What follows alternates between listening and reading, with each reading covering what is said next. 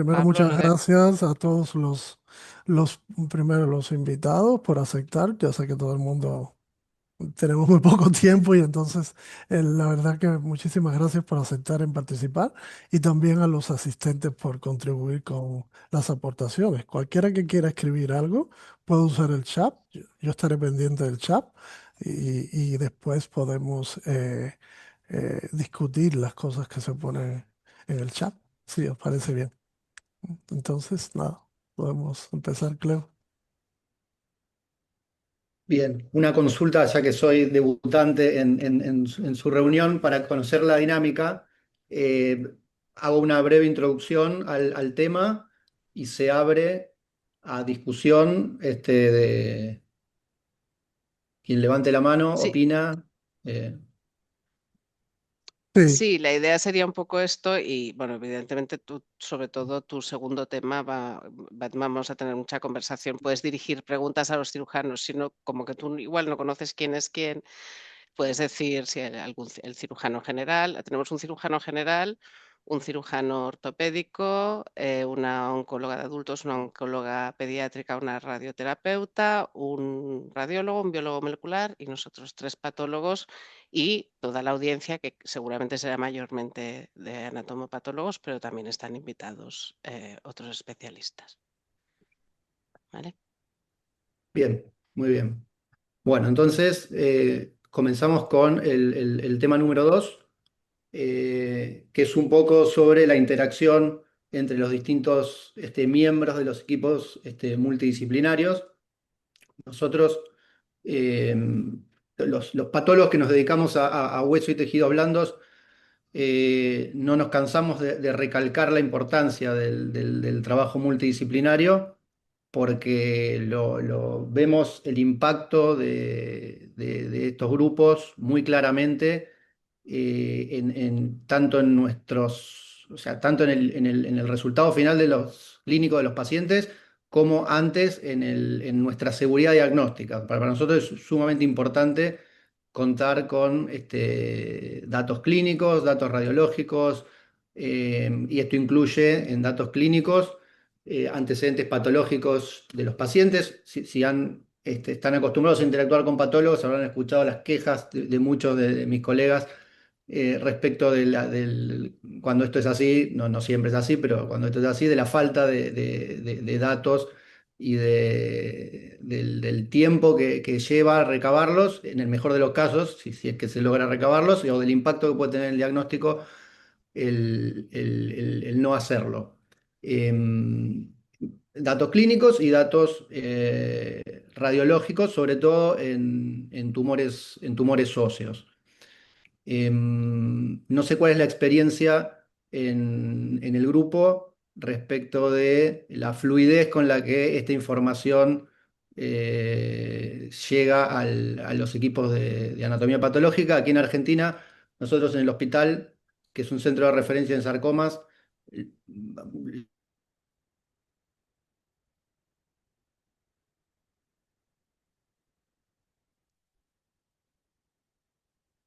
trabajo con otros equipos de fuera de la institución y es un trabajo más duro eh, convencerlos. En general, una vez que estamos todos convencidos de que ese es el camino, ya el incentivo está bien puesto porque todos entienden que es mejor para todos y sobre todo para el paciente, ¿no? No sé si alguien quiere opinar al respecto o contar su experiencia. Bueno, no sé, abro el fuego. Yo soy radiólogo y lo cierto es que, como dice Pablo, eh, nuestra relación muchas veces va muy, muy unida, sobre todo en los tumores óseos, donde muchas veces se necesita la correlación radiopatológica, o por lo menos siempre ha sido un clásico. Yo quizá una de las preguntas ahora de futuro es si ese clásico cada vez más con el tema de lo molecular está dejando de ser tan necesario y va a derivar a otras líneas. No lo sé, hoy por hoy todavía es, y sobre todo en la parte que es el diagnóstico, el manejo rápido. Entonces, bueno, creo que también aquí hay un problema. Muchas veces en los comités multidisciplinares es un tema también de la confianza y la seguridad que haya con los diferentes actores que hay ahí, ¿no? Eso es un tema que también podría estar en algún momento dentro del debate. Y bueno, pues el tener una relación con el patólogo de ir a verlo o de que él venga a verte, pues es una cosa, por ejemplo, en nuestro centro, pues es algo que tenemos bastante establecido. Unas veces viene el patólogo a vernos, otras veces vamos nosotros a verlo, simplemente pues por curiosidad, por saber, porque algo no nos suena o no nos parece especialmente, no sé, clásico, nos parece extraño. Y yo creo que eso es algo no sé, que es fundamental promover en los centros, sobre todo en los centros que de verdad están trabajando el sarcoma. Entonces, no sé cuál es vuestra experiencia. Nuestro es algo que afortunadamente, pues no solo ya pues, lo hemos conseguido, sino además intentamos cultivarlo y sacar un hueco de tiempo dentro de las agendas enormes que siempre tienes pues, para ese tipo de interacción. Y que la verdad es que a mí siempre me ha parecido fructífera y aprendes un montón, que aprendemos todos un montón. Bien, sí, de acuerdo.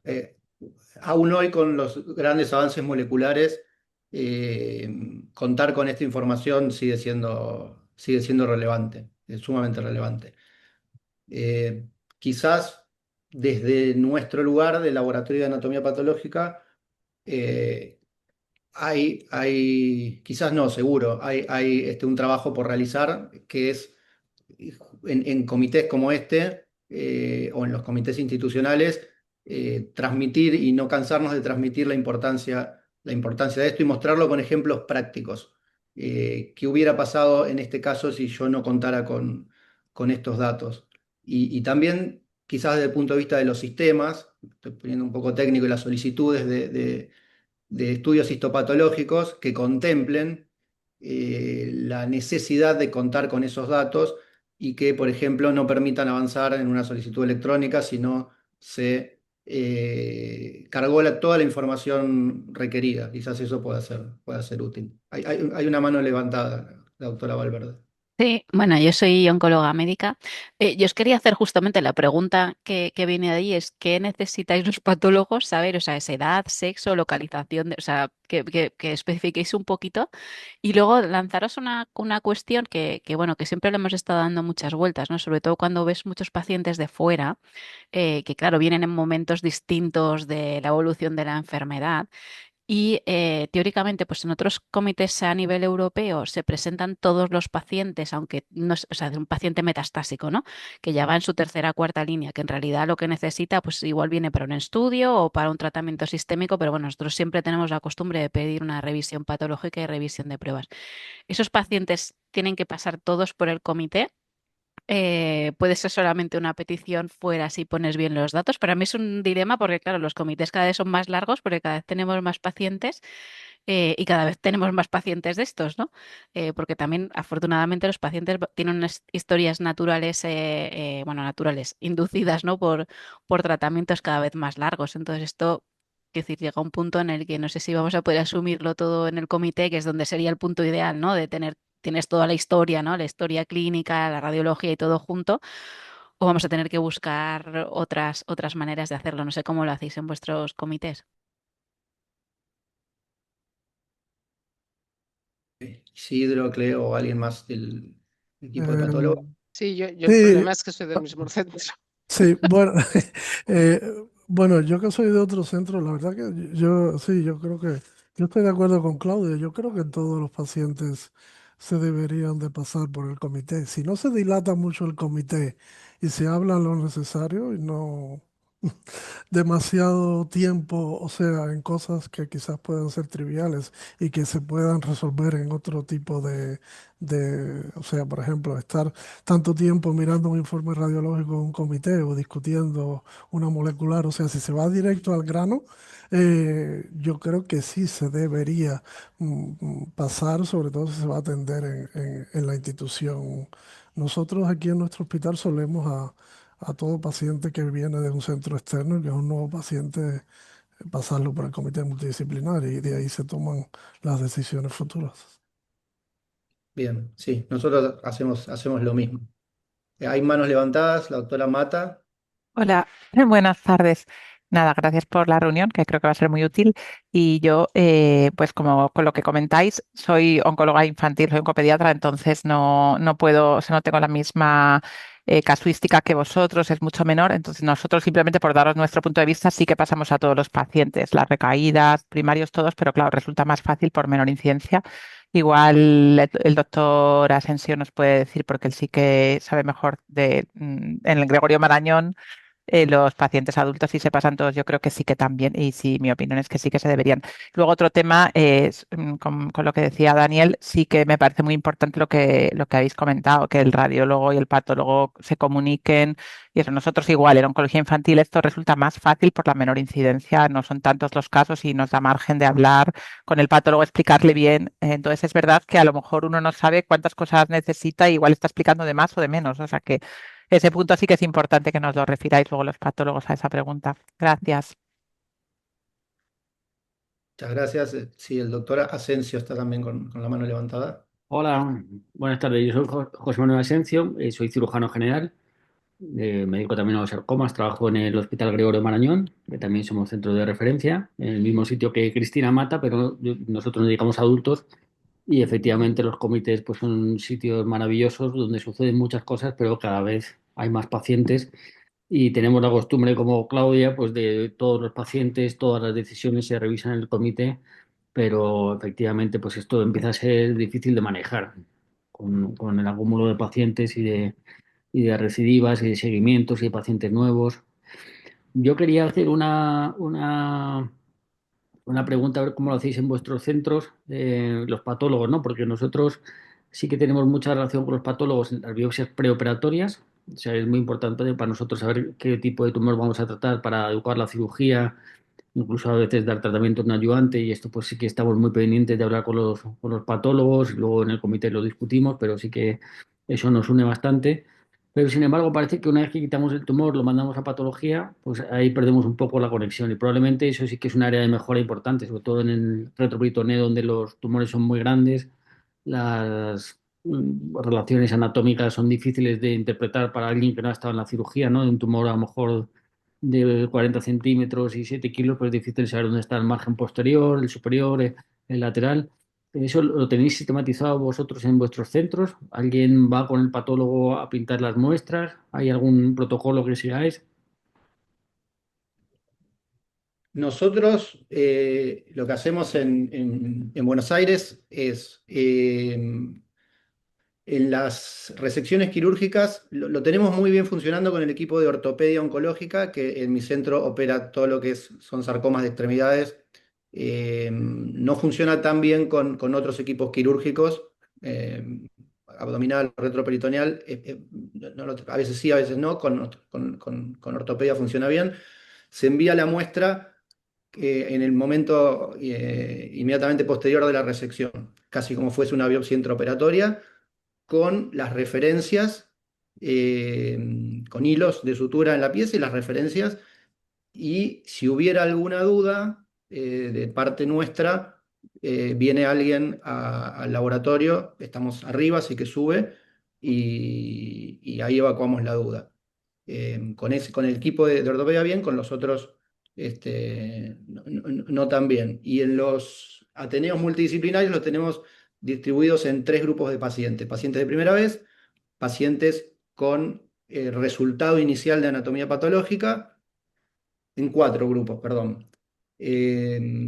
Pacientes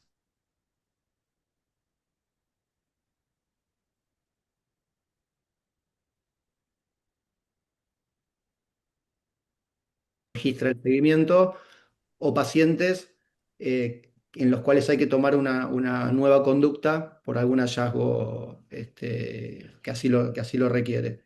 Se hacen largos las discusiones, sí, son muchos pacientes. El doctor Gracia. Sí, buenas tardes. Yo soy Ciro Gracia, yo soy cirujano ortopeda. Trabajo en el Hospital de San Pau de Barcelona y también somos centro de referencia. Nosotros históricamente tenemos un comité de diagnóstico para sarcomas de extremidades en que participamos los ortopedas, los patólogos y los radiólogos, que es de secuencia quincenal. Más que nada por falta de tiempo, porque hacerlo cada semana es complicado y luego tenemos el comité de sarcomas de semanal. Esto es una idea que no ha sido mía, sino es de mis antecesores y que se escogen unos determinados casos, los que puede haber más conflicto de cara al diagnóstico y se valoran conjuntamente con los patólogos y los radiólogos. Y es una forma de trabajar pues bastante dura, unas 2 horas más o menos, vemos unos 15 20 pacientes y se valora conjuntamente. Entonces, el patólogo tiene la oportunidad pues, de preguntarte las dudas que pueda tener con respecto a la historia clínica, el radiólogo aporta la lectura de las pruebas radiológicas y yo creo que funciona bastante bien. Sí que es verdad que son 2 comités semanales, o bueno, uno quincenal y otro semanal, que pues todos tenemos carencia de tiempo, ¿no? Para dedicar a estas cosas. Y luego, respecto a lo que comentábamos de las piezas de resección, yo, bueno, más que los de partes blandas, pues más o menos sí que en las extremidades no son tan grandes, como decía el doctor Asencio, como en el retroperitoneo normalmente, y los marcamos pues con hilos, pero sí que encuentro que los óseos, en según qué localizaciones, a veces tú cuando has operado una hemipelvis, incluso en quirófano, una vez la has sacado no sabes orientarlo bien. Entonces sí que tenemos que ir a patología, está claro. Nosotros no la tenemos arriba, tenemos abajo. He visto que Silvia Vague está conectada también y que es la patóloga de aquí. Y en principio sí que vamos a orientar según qué piezas. Por ejemplo, la pelvis o por ejemplo una diáfisis de fémur, que a veces no sabes lo que es proximal y lo que es distal. Y puedes tener un margen de partes blandas justo. Esa es mi opinión. Sí, las pelvis es un buen ejemplo de la necesidad del cirujano, sobre todo en esas osteotomías, con múltiples osteotomías y con múltiples planos, que suele ser difícil de ubicar.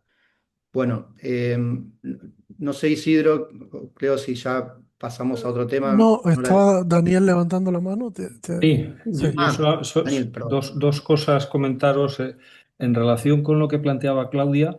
Yo creo que lo fundamental en este caso es el tener una estructura, digamos, entre comillas, administrativa de seguimiento de los pacientes que permita, decir, poder ver la evolución, que queden claras las decisiones en cada momento y que todo quede un poco ordenado. O sea, en función de eso es lo que tiene que trabajar el comité. Lo digo porque pues, a veces o al final te dejas llevar por el volumen y todo queda un poquito en manos de la buena voluntad de unos u otros a la hora de recordar las cosas digamos, o plasmarlas en las decisiones. Y posiblemente en otros sitios se pueda llevar. Yo creo que ahí la estructura es lo que debe mandar a la hora de decidir. Pues, y lo lógico sería que todo lo que viene al comité o todo lo que viene a tratarse en centro experto tenga que estar reflejado en algún sitio.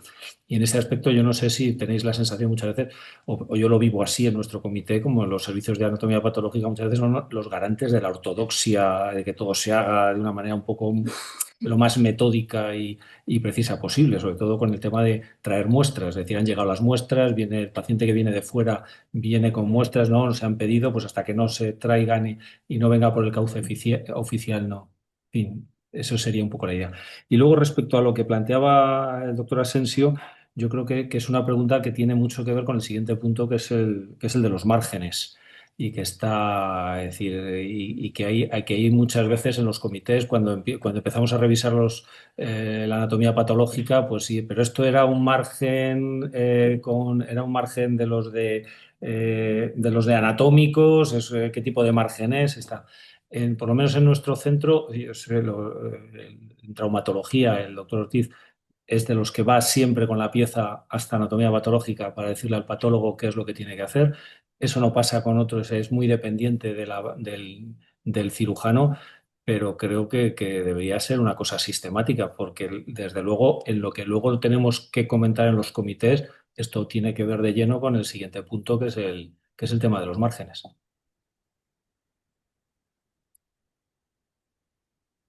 Sí, sí, sí, así es.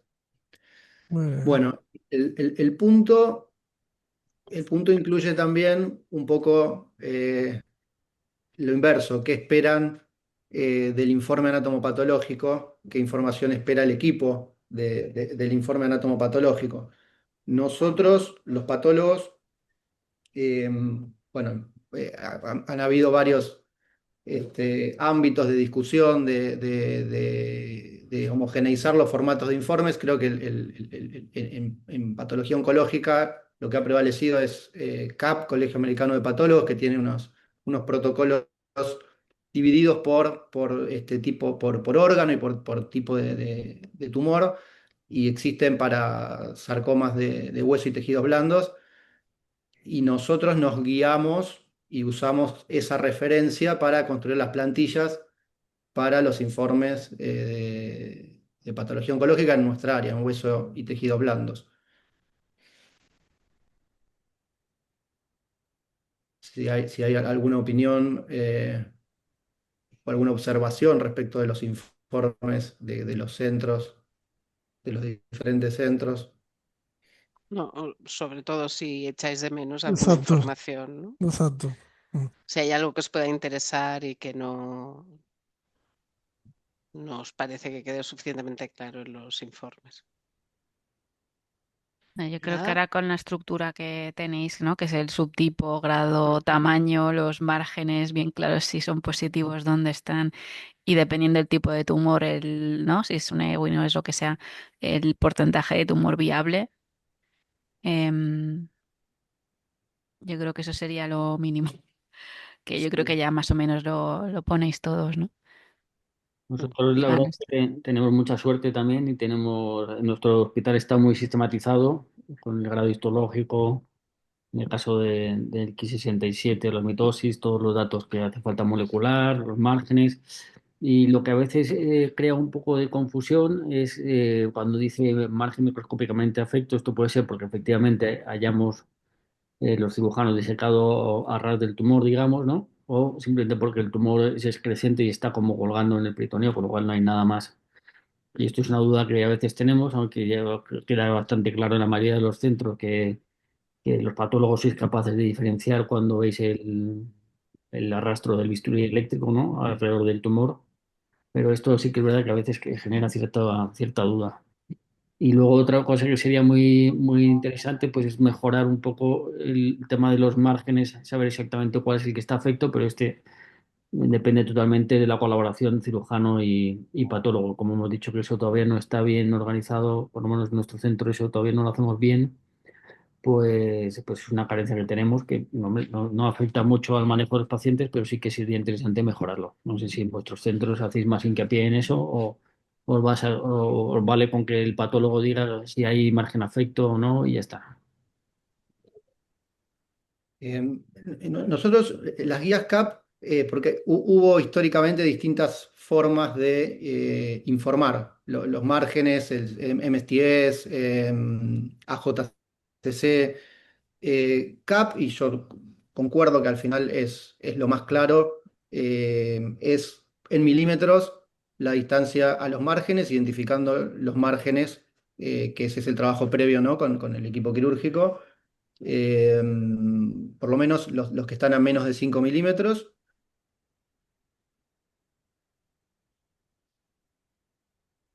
parece lo más.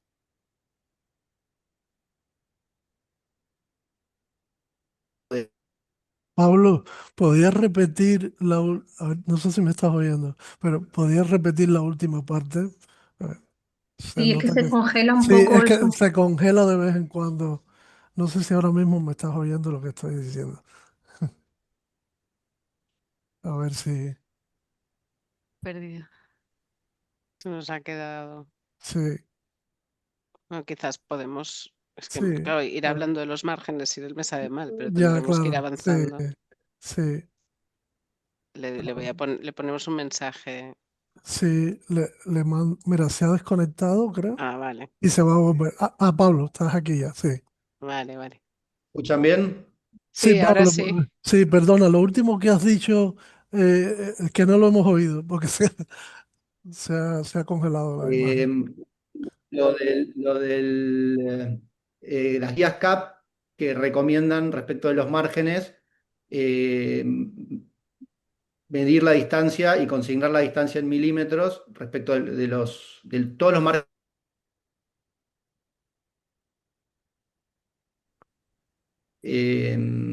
Pudiendo también aplicar MSTS, resección compartimental, amplia, marginal, etcétera, pero dejando claro la distancia en milímetros respecto de los márgenes evaluados. Yo tengo una pregunta. ¿Alguno de vosotros refleja si hay barrera anatómica o no en el margen? Eso para nosotros es muy importante, para oncología radioterápica. No. ¿Te refieres a la pieza, Cleo, o...?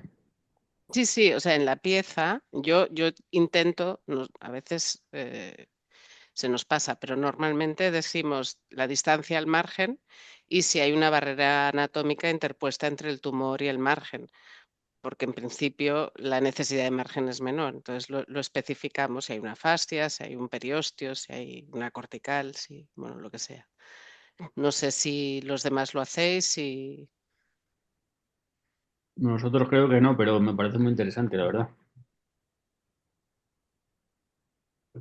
Hola, Hombre, yo, mm, ay, sí, perdón, Cristina. yo no, estoy con lo que dice José no, Manuel, no, que, bueno, como trabajamos en el mismo centro, yo eso lo echo en falta y echo en falta, y a lo mejor es difícil, ya digo, por la casuística, pero igual nos facilitaría un poco el trabajo a los clínicos, la conexión entre cuando a lo mejor que el patólogo, cuando ve márgenes afectos, hable con el cirujano antes de sacar el informe, porque yo lo leo, veo un margen afecto y entonces llama al cirujano, el cirujano me dice que no dejó márgenes, el patólogo que sí, que resta afecto, que si era el doblez de no sé cuántos, entonces llama al otro. Entonces yo creo que esa conexión, quizá no sé en qué ocasiones, pero igual cuando haya margen afecto y el cirujano haya escrito como que ha hecho una resección completa, pues a lo mejor esa conexión previa a sacar el informe nos facilita que luego ya eso está, y luego lo que decíais, Cleofe, de añadir, porque pasa lo mismo, ¿no? Sí, eso, bueno, es que el margen sí afecta, pero es que ahí hay una fascia, ¿vale? Pero es que yo no lo sé. Yo solo sé que si está afecto hay que, ¿no? Hay que reintervenir o hay que hacer radioterapia o lo que sea. Entonces, eso yo creo que facilitaría bastante y al final nos haría ganar tiempo, ¿no? A todos. Perdón, Cleo, es que no sé levantar la mano. Soy Mari Carmen. Yo estoy de acuerdo con Cristina. Yo muchas veces lo que hago es llamo primero al traumatólogo o al cirujano general antes de decir que un margen está afecto porque por si acaso me estoy confundiendo, no sé cuál es, o él me explica, no, pero de ahí saqué la ampliación o lo que sea. Y luego sí que intento decir siempre si hay alguna barrera, porque no me parece lo mismo 1 milímetro con una fascia completa que 1 centímetro de tejido graso normal o de músculo. Entonces intento, pero claro, a veces es complicado. Y sobre todo intento Yo creo medirlo en milímetros y no aventurarme tanto a darle una calificación de R0, R1, R2. Por eso mismo, prefiero decir milímetros y o barrera, o sea, con barrera. sí, Estamos en el punto 2 ya, ¿no? sí, yo creo que sí, O ¿no? sea, no lo digo, lo digo para que siga Pablo, por ir Creo que sí, que resumiendo. además es Sí, el más sí, polémico. sí. Sí, fuimos todos bueno, para cerrar el punto uno, pero solo para cerrarlo, quizás algo también que es relevante, muchos de estos pacientes tienen algún informe previo o un informe de un estudio citológico o un informe molecular y nosotros tenemos un poco fragmentado nuestro sistema de reportes, entonces lo que intento hacer es que en el informe principal toda esa información quede clara y esté todo en un mismo informe, para que no haya dudas respecto de si se realizó o no un estudio molecular, que haya un informe donde toda la información que usé para el diagnóstico esté consignada. Eso me parece que aporta claridad. Sobre todo si el caso después sale, va al exterior, etcétera. Parece mejor. Bueno, entonces sí, vamos oficialmente al punto de los márgenes, que es un punto Mm. de polémica, que a los cirujanos les encanta discutir. Hay varios papers sobre qué es un margen seguro, qué es un buen margen en sarcomas, si es lo mismo para un bajo grado que para un alto grado. Sí, que yo creo que sí, pero bueno, es difícil de establecer. Si depende del tipo histológico, un buen margen puede o no ser seguro, porque sabemos que hay tumores que son sumamente infiltrativos y los márgenes deberían ser más amplios porque es muy probable que en algún sector esté más cerca de lo que el patólogo pudo objetivar. eh,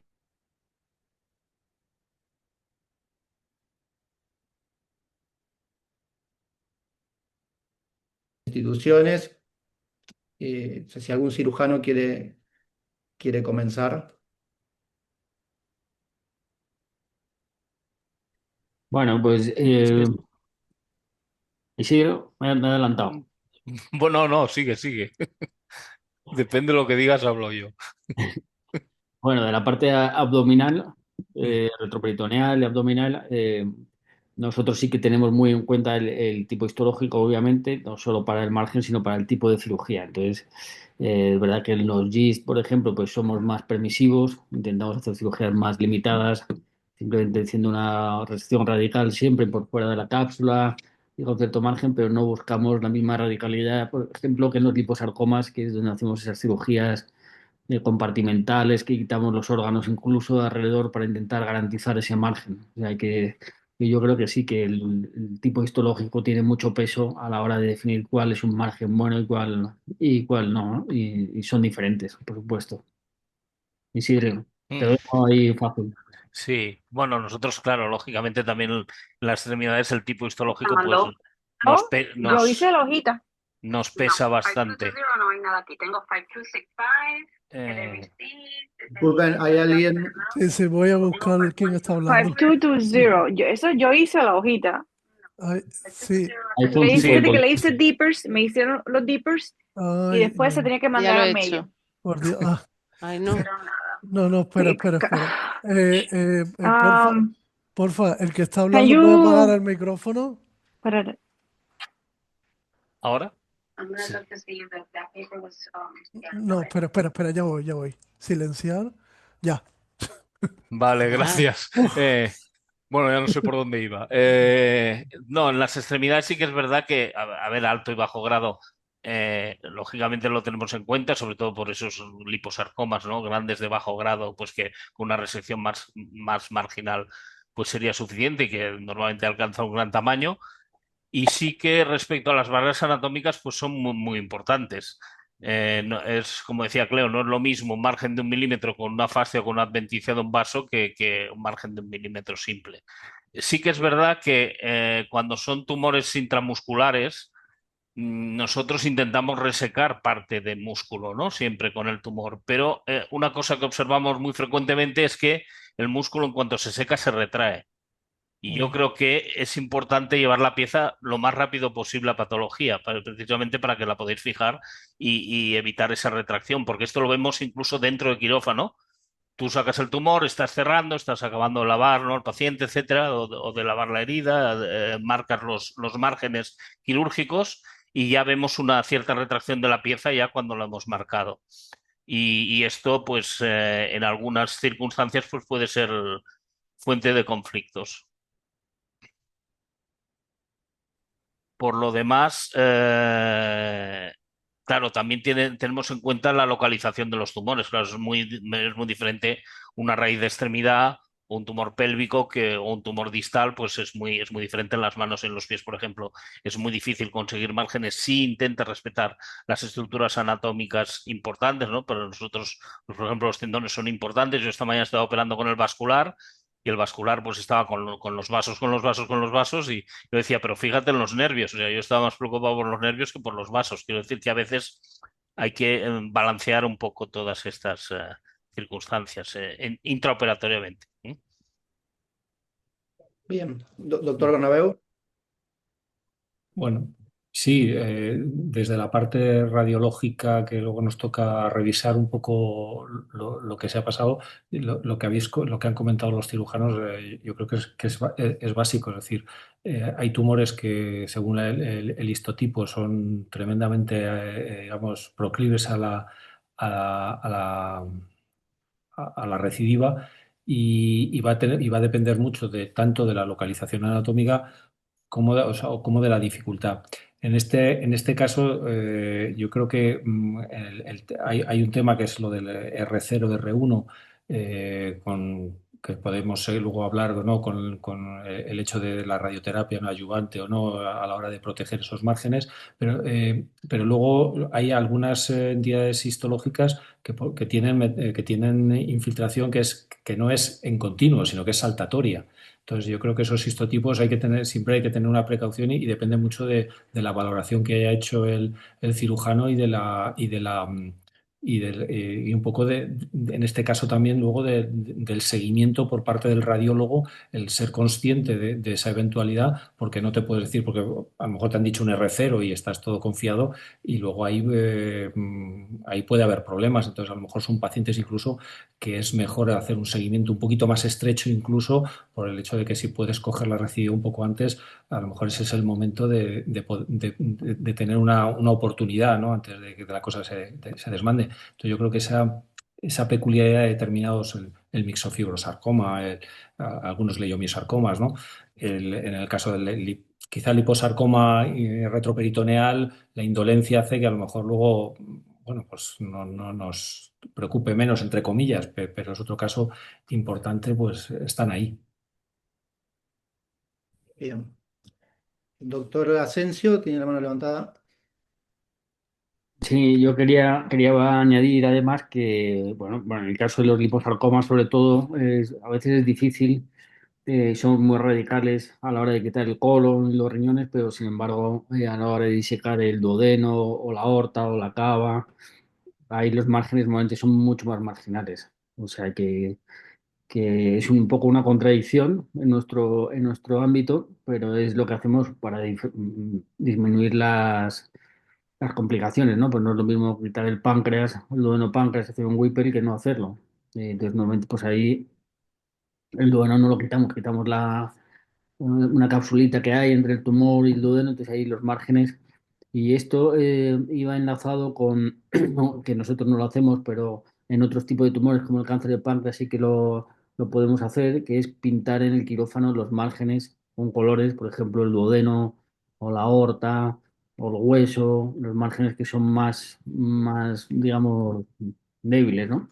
No sé si vosotros lo hacéis o si eso tiene interés o no, ¿cómo lo veis? Cleo, estás con la mano levantada. Sí, esto era una de las cosas que iba a comentar, que estos márgenes que os quedan más apuraditos es súper interesante que nos indiquéis, sea con tinta o sea con lo que sea, cuál es ese margen. O sea, aparte de orientar la pieza, poner una tinta o un hilo de sutura distinto en la zona de ese margen nos ayuda muchísimo a irlo a buscar más intensivamente en esa zona. Pero aparte de eso, quería comentar en relación a lo que ha dicho Isidro de la retracción de las piezas, y es que realmente cambia mucho y realmente es así, ¿eh? Pero yo entiendo que los estudios que se han hecho de recidiva en relación a márgenes están siempre hechos en material fijado. Entonces, claro, o sea, y a veces las retracciones son muy bestias. O sea, yo he llegado a recibir piezas en quirófano con un hilo de sutura intentando recolocar el músculo donde estaba, ¿eh? Pero, pero en teoría, ¿no? El estudio está hecho en una pieza fijada en formol y con toda su retracción, entonces la distancia de los márgenes de esa manera es la que tiene relación con el pronóstico tal y como lo conocemos ahora. Con lo cual, es verdad, y yo entiendo la percepción del cirujano, es decir, pues he hecho una cirugía fantástica y luego llega y me dice esta que el margen está a 3 milímetros, pero se veía en centímetros, ¿no? Yo esa sensación la entiendo, pero en teoría la única manera que tenemos nosotros de informar es esa y en teoría eso está demostrado que tiene correlación con el pronóstico, ¿no? Sí, sí, sí, sí. Ay, Doctor Asensio, no sé si quiere opinar nuevamente o quedó la mano. Ah, quedó la mano levantada. Mm, Bueno, alguien más respecto al tema específico, va a ser más conflictivo el tema márgenes. Eh, mm, Estamos bien de tiempo como para pasar a otro punto. bueno, bien, Isidro.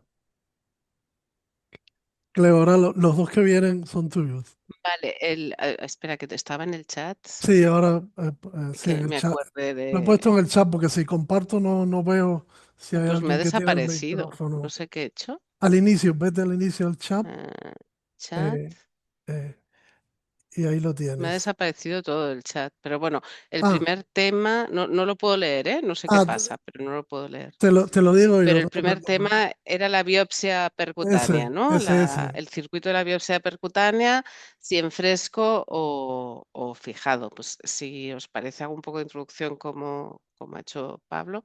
Básicamente, claro, la gracia de mandar las muestras en fresco es que nos permite congelar material siempre y cuando haya suficiente material, ¿no?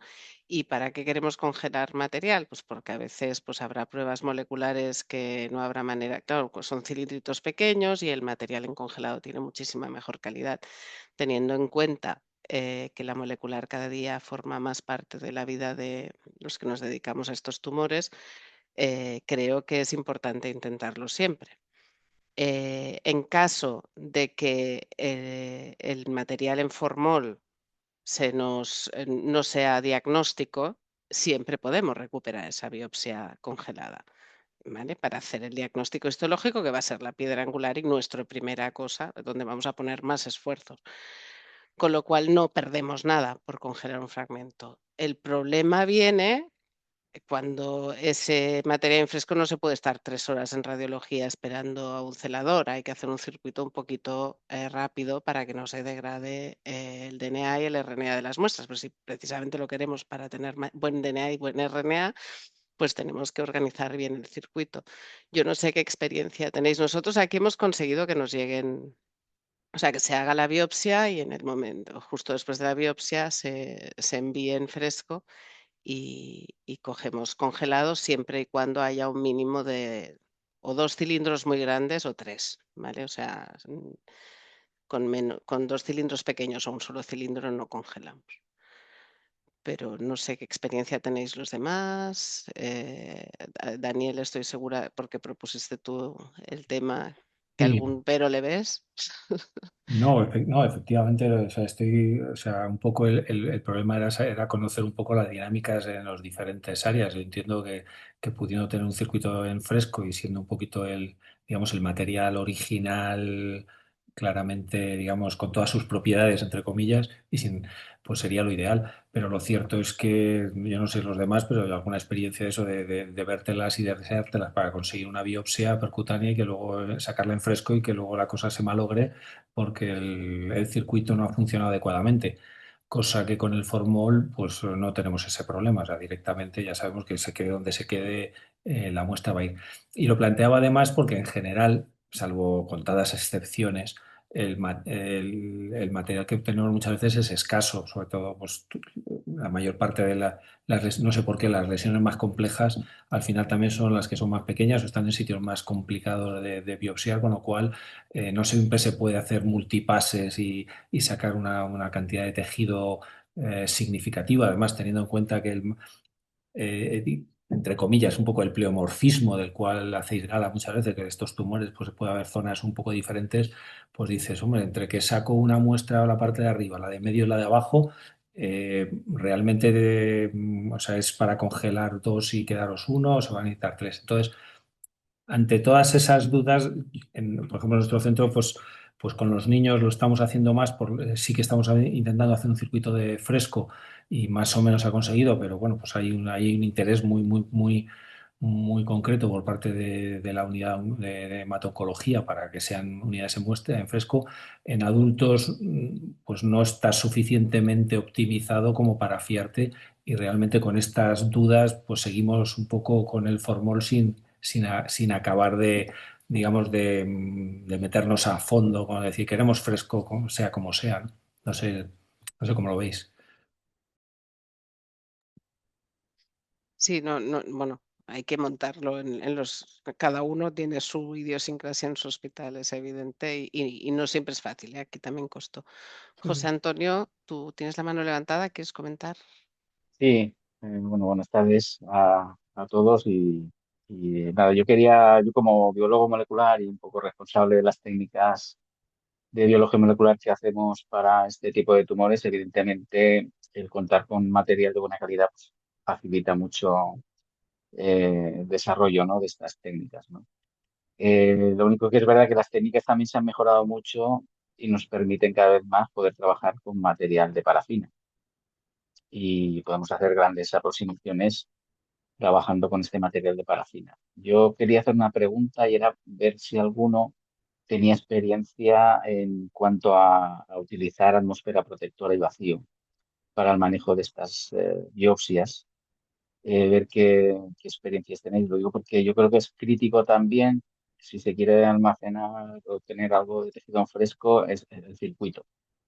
Y cuando se establece el circuito, sí que creo que también es necesario, y es una información que habría que recoger de alguna forma, es tener claro los tiempos en los que ha estado el tejido en isquemia, simplemente también para valorar después la pertinencia de aplicar determinado tipo de metodología, porque puede ser crítico, ¿no? Sobre todo si estamos hablando de RNA. Eso por una parte. Y bueno, por lo demás, bueno, básicamente esta es mi punto de discusión. No sé si alguien más quiere opinar, si no voy comentando. Yo, bueno, básicamente lo del el vacío, nosotros todo nos llega en vacío, pero todo lo que tiene un cierto volumen. Los cilindros que sacan los radiólogos no pueden venir al vacío. O sea, bueno, no creo que haya yo no conozco bolsas a tamaño y además es que corremos riesgo de perder material, yo creo. Claro, el tema del cilindro es que es el que seguro tienes preneoadyuvancia, ¿no? En caso de que se haga neoadyuvancia, bueno, es el material inicial y no se puede hacerlo del vacío, tiene que venir rapidito porque es la única manera. Entonces, realmente es un circuito difícil. Nosotros en pieza quirúrgica todo lo tenemos al vacío y la verdad es que el circuito, pues en el momento que se puso es un poco de lío organizativo, pero ahora funciona muy bien. Yo creo que no sé, hay más patólogos. Yo creo que no es raro que tengamos este sistema implementado. Creo que hay muchos hospitales que lo tienen, ¿no? Mm, nosotros también lo tenemos, sí. Pero para piezas grandes, para piezas pequeñas, no. A ver, para cilindro me refiero. Sí, sí, Creo que eso no es viable, creo. no. Pero sí, sí, yo creo que es muy importante mantener. Y de cara o sea, la molecular en parafina es maravillosa y nos permite hacer un montón de cosas que si no, no podríamos hacer. Pero en cilindros, precisamente, que es poco material, nos quedamos, y a veces es la única muestra que tienes, porque a veces o el paciente es metastásico y ya no se opera, o hace neoadyuvancia y luego está todo necrótico. Y ese cilindro chiquitín, a veces en parafina, pues entre la degradación y lo chiquitín, no lo consigues. En cambio, con un congelado, corrígeme, José Antonio, pero que a misma cantidad de células, mejor calidad, nos permitiría rescatar casos, ¿no? Bueno, de hecho, nosotros hemos rescatado alguno. Sí, sí, no, está claro. Sí. El tema sobre todo es que llegue la muestra en fresco en condiciones para poder Mm, las técnicas moleculares, sobre todo si hablamos de RNA, para que no haya degradación. ujú. Pero sí, sí. No sé si alguien más quiere aportar experiencia o dudas o comentar algo al respecto. Si no, yo creo que podemos pasar al otro tema, pero Perfecto, y así vamos bien sí, de tiempo. vamos recuperando tiempos. Mm. Bueno, era un tema muy concreto, creo que muy interesante, pero Mm. muy concreto. El siguiente tema sí que me lo vas a tener que leer tú. Ah, sí, era el de la Sí, centralización. centralización de los sarcomas, o sea, del estudio y segundas opiniones en anatomía Vale. patológica, sarcomas. Bueno, pues esto es mi libro, como ya sabéis todos.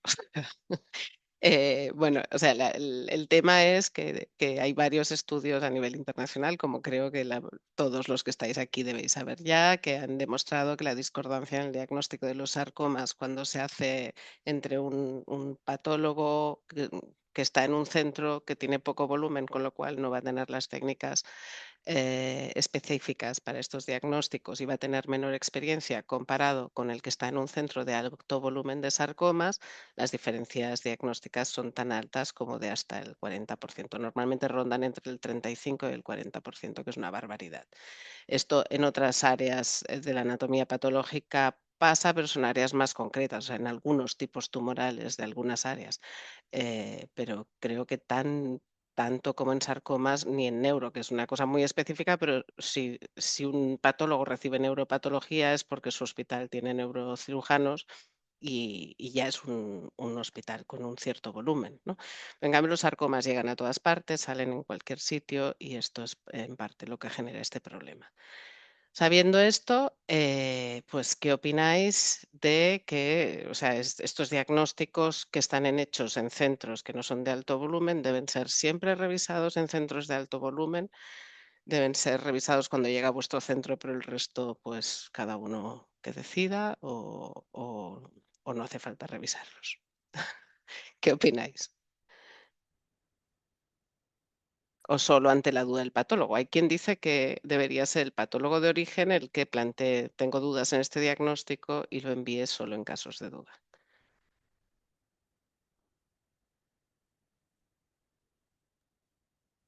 Aquí quizás sería interesante saber la opinión primero de los no patólogos y después de los patólogos. Ujú. A ver qué piensan de esto. A ver, yo no sé, por decir yo creo que eso tendríais que verlo un poco en relación con el volumen digamos, que supondría el tener que ver todo ese material, que me parece, no sé si es factible o no de una manera o para una implementación práctica. Y luego es posible que dentro de los comités sí existan elementos que sean más susceptibles digamos, de un asesoramiento, o sea, decir, de una segunda opinión o de un centro más experto cuando, pues, por ejemplo, hay una discordancia radiopatológica en una lesión. Es decir, no, oye, pues, es decir, no cuadra con el patrón habitual, sale, o bien incluso cuando bueno, pues cuando hay a lo mejor otras dudas en cuanto a la viabilidad de una zona de localización extremadamente complicada desde el punto de vista quirúrgico, decir, oye, yo tengo que entrar aquí de esta manera u otra, aquí hay decir, de este diagnóstico a otro posible puede cambiar y esto es muy serio. Es decir, creo que se pueden definir algunos elementos como de marcaje un poco que serían de indicación obligatoria para acudir a una segunda opinión de centro experto. Yo creo que eso quizás es lo que habría que delimitar. Claudia. A ver, sí que es cierto, o sea, pero vamos a pedir aquí el mundo ideal y, y luego lo que podemos hacer, ¿no? En el mundo ideal, yo creo que todos se deberían revisar, pero incluso, o sea, algo que hacéis ya de manera, digamos, informal, que es como si sois dos patólogos en el mismo centro, aunque seáis centro de referencia, es comentarlos entre vosotros. Por dos motivos. Uno, porque al final, si tú estás muy seguro de o sea, o estás más o menos seguro de tu diagnóstico, muchas veces no lo vas a acabar comentando porque supone, ¿no? Un proceso de, pues pierdes tiempo, ¿no? En tener que mandarlo o lo que sea. Quiero decir, yo creo que tiene que ser algo que estuviera estructurado porque aún así hay pacientes a los que les vas a cambiar el diagnóstico y esto va a tener implicaciones en el tratamiento. Y ahora ya te digo, ya no son lo que decíamos, ¿no? De los estudios franceses originales de solo los cambios mayores, que yo creo que eso ya los veis vosotros y ya los mandáis. Pero cambios entre subtipos, cambios de grado, ahora ya tienen importancia que antes no tenían de cara al tratamiento. Entonces, sí creo que estos, si no se hace de una manera estructurada, muchos se acabarían pasando. Es decir, no nos daríamos cuenta. Es decir, y esto lo estamos viendo ahora que lo estáis haciendo de una manera un poquito más, ¿no? Más obligatoria, estructurada, entre comillas, ¿no? Eh, y porque eso al final, ya digo, aunque seas un centro de alto volumen, ver más te va a ayudar a mejorar tu diagnóstico. Mm. Incluso con eso, al final es una cuestión de aprendizaje de todo el mundo, ¿eh? Del que manda y del que recibe. Yo estoy totalmente de acuerdo. Lo único que también estoy de acuerdo con lo que dice Daniel, ¿no? Que hay que ver los medios que tenemos, pero no se puede luchar. O sea, uno puede decir, ay, pues me dan estos medios y renuncio y bajo el nivel porque estos son los medios que tengo, o uno puede seguir empeñado en llegar a esa otra meta, ¿no? Y el camino decidir cómo lo hace, pero Y la digitalización yo creo que también nos va a ayudar bastante porque no es lo mismo tener que mover el bloque entero si es porque necesitas hacer una técnica o simplemente, oye, pues échale un vistazo a esto, ¿no? Que ya es congruente y ya está, ¿no? mm, no sé si alguien más quiere comentar algo, si... Sí, perdón, es que yo no sé dónde se le da a levantar la mano tampoco, me parece que ni lo tengo. A ver, sin duda el hecho de que la anatomía patológica esté centralizada y se pueda revisar en centros de alta, de un gran número de pacientes, va a aportar muchísimo, pero también es verdad que hay otros centros que también tienen bastante pacientes que además pueden no tener dudas acerca del diagnóstico y creo que enviar todas las muestras a un centro porque tenga más experiencia puede hacer que se retrasen diagnósticos de pacientes que requieren un tratamiento relativamente pronto y a lo mejor es innecesario porque el patólogo de ese hospital pues tenga la suficiente experiencia. Entonces yo creo que no todos los casos deberían de ir a otro centro, solamente aquellos en los cuales haya una duda más que razonable y en esa duda pueda haber implícito un cambio en el tratamiento. Ya está. Sí que estoy de acuerdo contigo, Raquel. El problema es que, o sea, y esto ya te lo digo, no, ya no como patólogos, sino como oncóloga, como cirujanos, tú crees que lo estás haciendo bien. O sea, yo creo que lo hago bien, José Antonio también cree que lo hace bien, Daniel cree que lo hace bien, pero hasta que no te lo dice otro, a veces no te das cuenta de cosas que no estás haciendo tan bien. Y esto es una cosa que es humana, es decir, totalmente humana. Por eso digo lo de intentar estructurarlo para que nadie se sienta mal, porque nadie es mejor ni es peor. Si tienes un poco más de experiencia o tienes más medios porque tienes más ondas o tienes más lo que sea. Es decir, pero es una manera de mejorar todo el diagnóstico. Y es cierto que si tú tienes yo qué sé, pues un EWIN que necesitas empezar el tratamiento más rápido, uno, el diagnóstico suele ser un poquito más sencillo. Ahí me estoy echándole a esto, que yo no soy patóloga. Pero entiendo que normalmente suele ser un poco más distinguible, por lo menos ponerlo en el grupo de, oye, estos son de, ¿no? Y ya el patólogo ya hace también la consulta más rápido y tal, y se puede mojar quizás un poco más, ¿no? Con menos técnicas, con un fish o con lo que sea. Mientras tú vas mandando para confirmar, pues yo qué sé, porque igual no te sale el FIS y mientras esperas o lo que sea y luego es un Vicor o lo que, yo qué sé, cualquier otra cosa que te pueda cambiar, pero tú ya has empezado muchas veces el tratamiento, de hecho esto está contemplado, ¿no? Dentro de, bueno, incluso dentro del registro ya pusimos, bueno, casos en los que, y era una de las cosas que queríamos medir, casos en las que solamente con la sospecha de anatomía patológica sin haber completado todo el diagnóstico molecular, que a veces pues lleva un tiempo, y lo mismo, una segunda opinión o un lo que sea, que tú has empezado el tratamiento y la mayoría de las veces te va a salir bien, pero en algunas veces te permite pues modificar el segundo ciclo de tratamiento porque ya el primero lo has puesto. Hombre, nosotros hemos vivido varios así, ¿eh? O sea, varios que llegan con un diagnóstico, empieza un tratamiento y acaba siendo otro. No Claro, sé, yo eso en realidad no debería de producirse. Y eso creo yo que sería masificar a lo mejor o saturar a los servicios de anatomía patológica. Bueno, lo que deberíamos exigir son los medios. Claro, El camino va por exigir los medios, o sea, considerar que si esto se tiene que hacer o no, pero si se tiene que hacer, exigir los medios.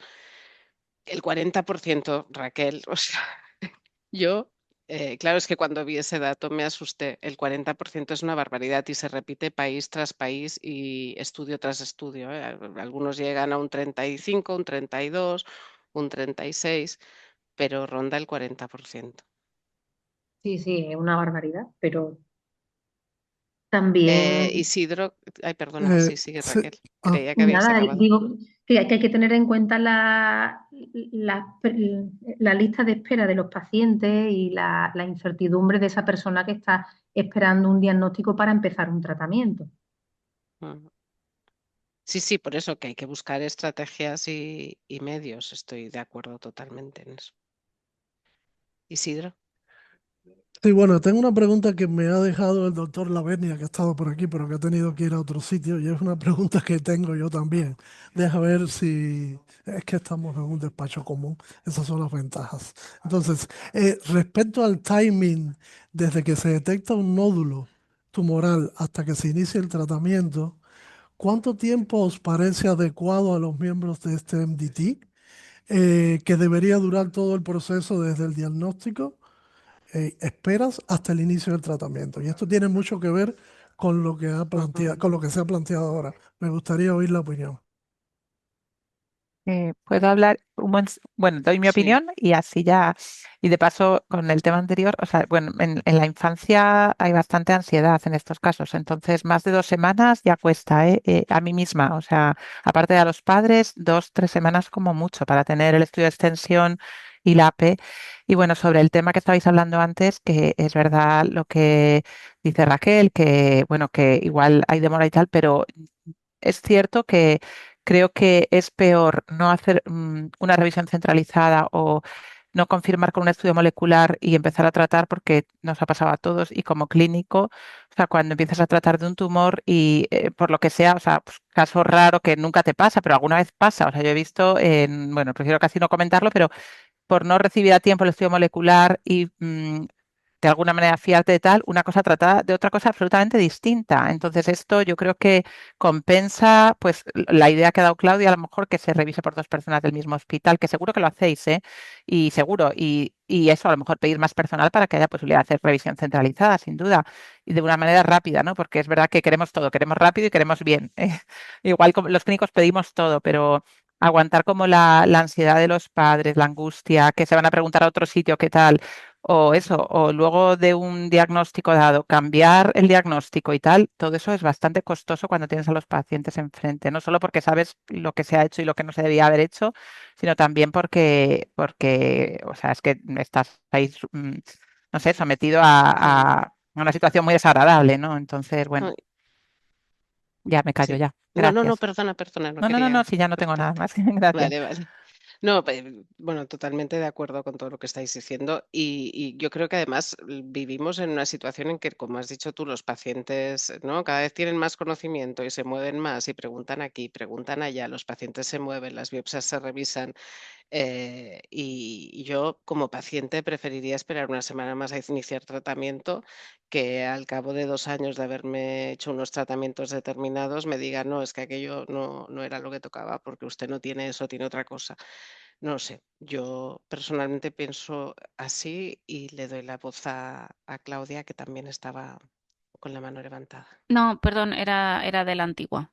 Ah, Perdón. vale. Bueno, y una cosilla solo, y yo agradezco mucho, o sea, y a favor de los patólogos de mi hospital, que a veces en casos muy difíciles, es verdad que Madrid tiene la suerte, pues como Barcelona, que te puedes mover y se han ido a hablarlo con Claro. otros patólogos de otro hospital. Y a mí eso me parece chapó, porque verdaderamente creo que es lo que tenemos que hacer, ¿no? Igual que como clínica, cuando no sé muy bien qué hacer con un paciente, lo comento en un comité con otros hospitales, ¿no? O sea, quiero decir que me parece que estamos para eso, para ayudarnos y justo 4 ojos ven más que 2, o sea que ya.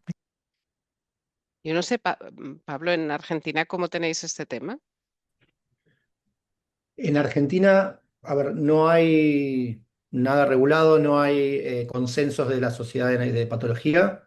Se da lo que se da. Existen centros de referencia, que son centros de alto volumen, que tienen históricamente han recibido altos volúmenes de patología, en este caso de sarcomas, y recibimos muestras de los pacientes, o sea, se revisa todo a pedido del equipo clínico de todos los pacientes que consultan en el hospital y recibimos muestras a pedido de los patólogos que tengan dudas puntuales como segundas opiniones, pero es de voluntad de los patólogos, no hay ninguna recomendación de las entidades científicas ni desde el Estado para consultar las biopsias.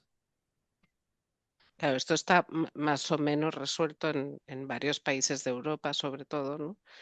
Que yo sepa, fuera de Europa, no sé si hay, no los conozco, no sé cómo están en algunos sitios de Asia o Australia, pero en Europa sí que es una tendencia cada vez mayor. O sea, los franceses son súper exagerados, pero en Inglaterra no se toca nada que no haya pasado por un centro de referencia. En Alemania también van montando sus circuitos, o sea, cada vez está más extendido el tema. ¿Alguna otro comentario, pregunta, opinión? ¿No? Pasamos al siguiente tema entonces, Isidro, ¿te parece? Ay, Sí. no hemos Ah, respuesto lo de los tiempos, ¿no? Ah, Bueno, sí, sí, bueno, Cristina ha sí, dicho lo de bueno, las sí. 2, 3 semanas, ¿Qué es verdad. tiempos Sí. esperan? Sí, o sea, la media es esa, ¿no? No, Mm, o sea, eso Sí, es dos, tres lo- semanas creo que es lo razonable. normal, ¿no? mm. Vale, vale, ok. Vale, y hablando de tiempos, el siguiente tema tiene que ver con los tiempos y es la indicación de estudios moleculares en sarcomas o NGS, FISH, diferentes técnicas.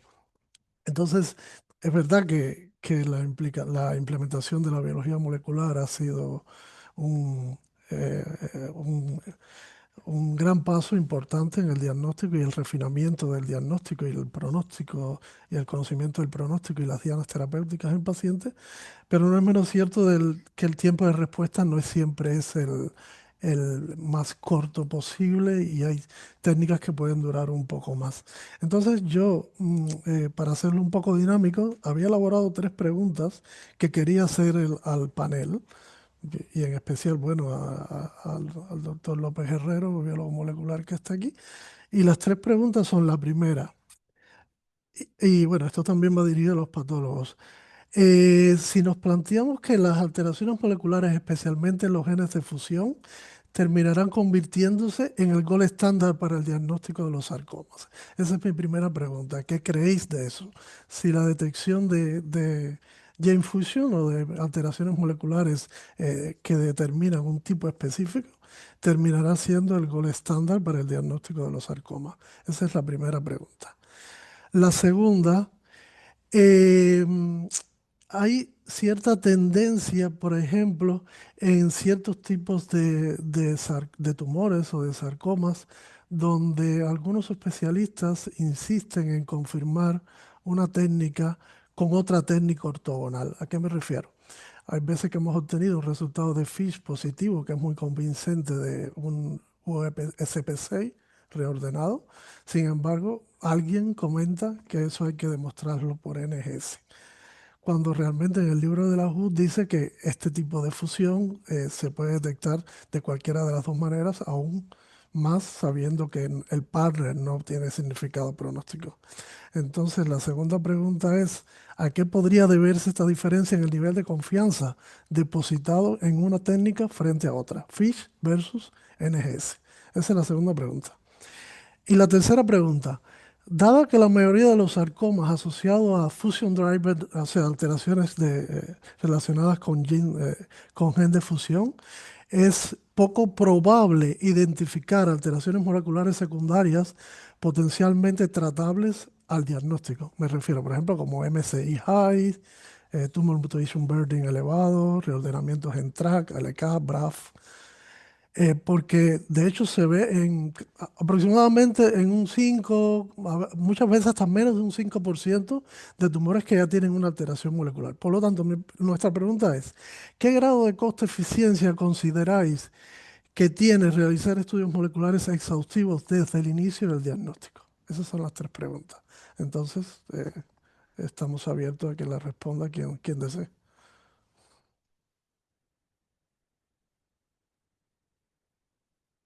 Pues nada, si quieres empiezo yo con un poco intento dar respuesta a más o menos a las 3 preguntas, aunque bueno, tampoco es que sean respuestas ni mucho menos taxativas, porque todas las preguntas tienen sus matices, desde mi punto de vista. Entonces, mi primera eh, pregunta, ¿no? Entiendo que te refieres sobre todo a la NGS para la determinación de fusiones génicas en el caso de sarcomas, si se puede convertir en el gold estándar. En el gold estándar, en el diagnóstico, a ver, lo que yo entiendo que una técnica de este tipo no te va a dar un diagnóstico, te va a determinar la presencia o no de un determinado tipo de fusión génica, que se tiene que analizar en un contexto. Y el contexto es un contexto anatomopatológico. Eso está claro. Por tanto, que una técnica de este tipo te puede, te va a ayudar o va a complementar el diagnóstico anatomopatológico. Y cada vez que se están introduciendo más este tipo de técnicas, pues nos va a ayudar sobre todo a entender mucho más esta enfermedad. Y vamos, te diría que que incluso ayudaría a describir nuevas entidades que hasta la fecha pues no se han podido describir. Pero insisto que esto tiene que ser dentro de un contexto anatomopatológico. Si es el gold estándar de NGS frente a FISH, por ejemplo, que nosotros utilizamos el FISH como gold estándar para identificar un gen de fusión concreto, para nosotros ver mediante FISH un reordenamiento nos da mucha confianza. Y en nuestro caso, si detectamos algún tipo de reordenamiento mediante NGS, lo que procuramos es intentar corroborarlo también por FISH, buscar la sonda específica que implique alguno de los partners de la fusión y confirmarlo por FISH, porque sobre todo cuando son entidades que te puedan descuadrar un poco en el contexto en el que aparecen. Por tanto, lo del código estándar, desde mi punto de vista, insisto, es con un contexto anatomopatológico. Luego la segunda pregunta es la insistencia de confirmar un poco una técnica ortogonal, la presencia de un tipo de fusión o de alteración. Y es un poco lo que comentaba antes, ¿no? Hay técnicas que van muy dirigidas a un tipo de fusión específica y hay otras técnicas que son de un abordaje más amplio cuando utilizamos paneles de secuenciación y buscamos reordenamientos o mutaciones accionables en genes un poquito más en, en un amplio espectro. En estos casos siempre recomendamos utilizar una técnica ortogonal, sobre todo en el caso de las fusiones. En nuestro caso, lo que procuramos es trabajar con técnicas que ya las tengamos validadas, que ya las tengamos acreditadas. Eso nos da un cierto grado de tranquilidad y de seguridad. Cuando ya hemos demostrado la utilidad clínica de nuestros test de moleculares, pues el hecho de que encontremos algún tipo de alteración pues nos da mucha seguridad. En el caso de que esto no se tenga, siempre es mandatorio el tener que confirmarlo con una técnica que sí que esté válida. ¿Vale? Y esto nosotros en nuestra experiencia nos hemos encontrado con estudios genéticos que se han hecho fuera en otros centros que nos han aportado unos resultados que luego hemos confirmado aquí o hemos repetido aquí y no coinciden. Un poco lo que pasa a nivel de diagnóstico, ¿no? Que decía Cleo, un 40% de discrepancia, pues aquí igual no llegamos a un 40%, pero hay casos discrepantes que te pueden determinar claramente el tratamiento, ¿no? Y en esos casos sí siempre procuramos confirmar. Y en cuanto al coste-eficacia, pues depende. Eso siempre yo creo que además este tipo de molecular tumor boards es importante, pero yo creo que es el contexto en el cual también se tiene que discutir qué tipo de metodología utilizar para hacer el estudio de los tumores. Hoy por hoy, muchas de los paneles que utilizamos son paneles que te aportan ya toda la información que puedas necesitar. Me refiero al MCI, el TMB, las fusiones, etcétera. Cuanto más información aporten estos paneles, más caro es el test. Por eso siempre es muy recomendable discutir qué tipo de tecnología se puede aplicar en función, sobre todo si queremos mirar este rendimiento de coste eficaz. Y bueno, y básicamente esto. Eh, Básicamente esto. O sea, yo creo que no sé si he contestado a las tres adecuadamente o si seguro que hay más opiniones al respecto. ¿Alguna opinión de los oncólogos, de otros, de no patólogos y patólogos al respecto?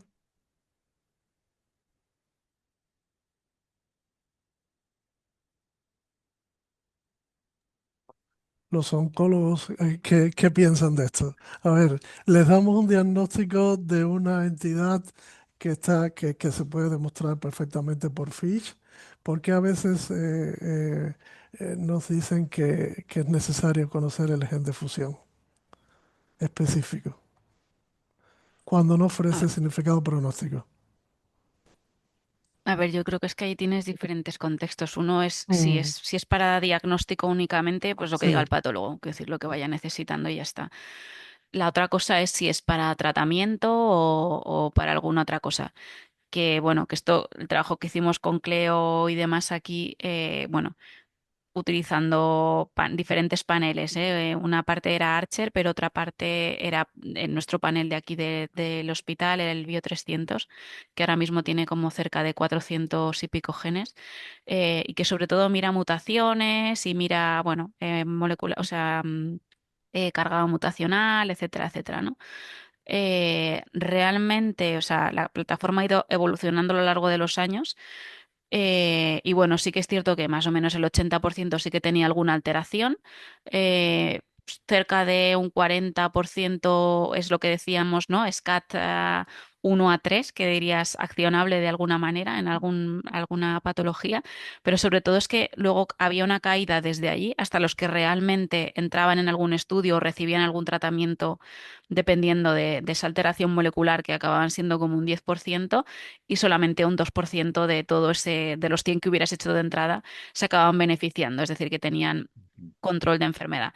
¿Esto para qué nos sirve? Por una parte, es para moderar, digamos, expectativas de los pacientes cuando tú estás pidiendo un panel, porque no, hay gente que si no pacientes que tienen la idea de que si, oye, no me están haciendo un panel, me están tratando mal y estoy perdiendo muchas oportunidades. Esto no es así.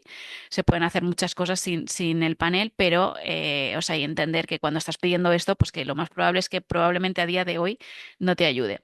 ¿Que hay que dejar de hacerlo? No, hay que seguir haciéndolo porque si no, nunca vamos a llegar a ningún sitio, porque lo que ahora no es tarjeteable puede ser que dentro de unos años lo sea, ¿no? Yo el ejemplo que ponía era el P53, ¿no? De un fármaco que se empezó a desarrollar. El P53 está alterado en muchísimos tumores, no es tarjeteable. Pero bueno, hace un par de años empezó a salir un fármaco específico contra un determinado tipo de mutación que no es tampoco la más frecuente P53, pero es que si no, bueno, pues entonces ya te pones, miras hacia atrás todos los que habías hecho que igual tenían esa mutación y que entonces ahora igual podían entrar en algún ensayo y tener una salida que si no, no tendrían. Es la única manera de avanzar.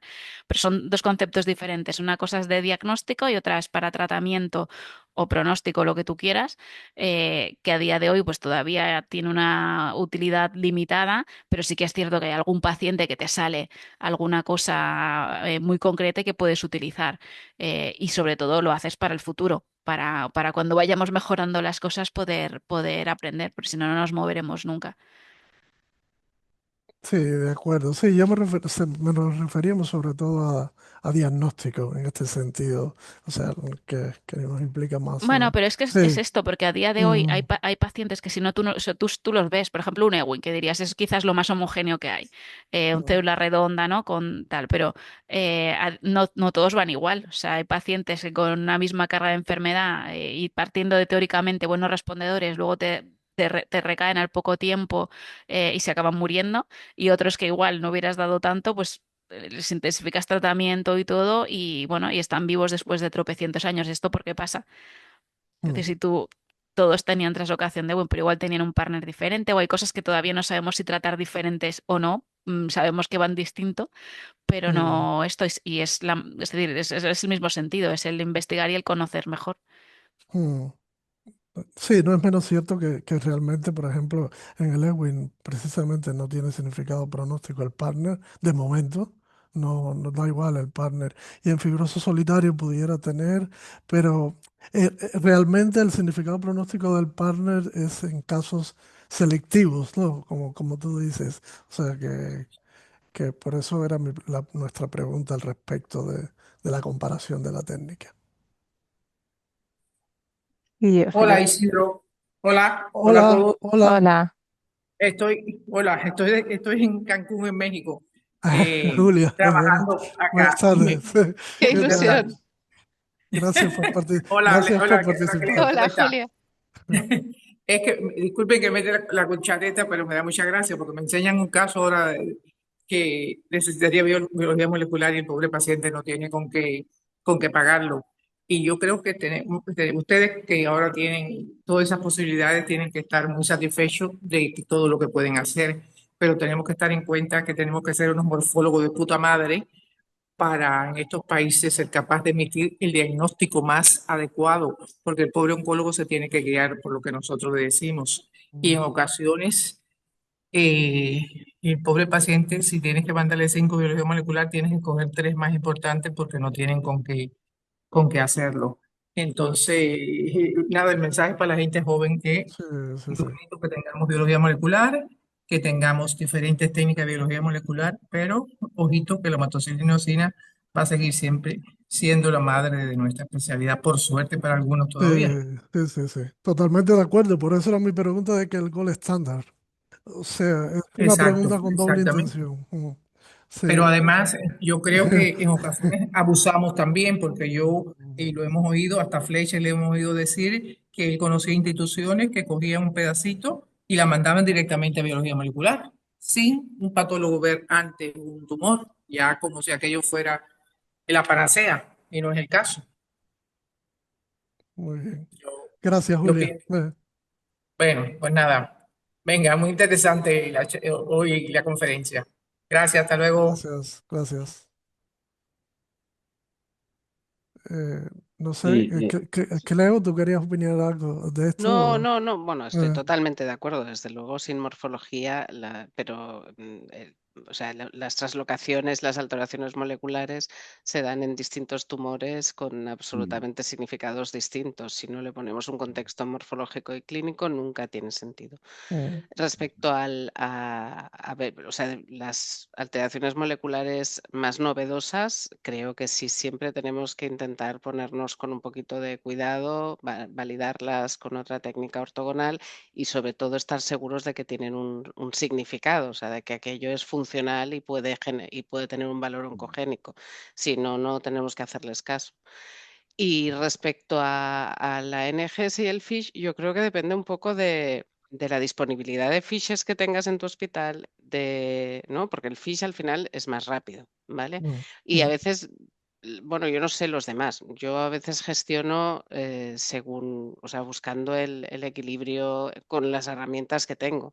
Si va a tardar mucho la NGS, hago el fish, si con el fish ya me vale, pues no lo meto en la NGS, pero a veces el panel de NGS me interesa cerrarlo antes y tengo que poner varios casos. Pues entonces digo, bueno, pues secuenciamos este también y adelanto para no retrasar más el resto de diagnósticos de los pacientes y no dejo de tener un poco más de información. O sea, no porque me parezca imprescindible secuenciarlo todo ni nada parecido, pero a veces por temas prácticos pues vas buscando el equilibrio con lo que tienes. Y luego, pues que yo qué sé, habrá centros que tienen una experiencia muy buena con el FISH y otros que no tanto. Hay centros en que hay un biólogo molecular especializado en FISH y otros en que lo mira el patólogo y otros en que el mismo biólogo tiene que hacer 300 cosas distintas.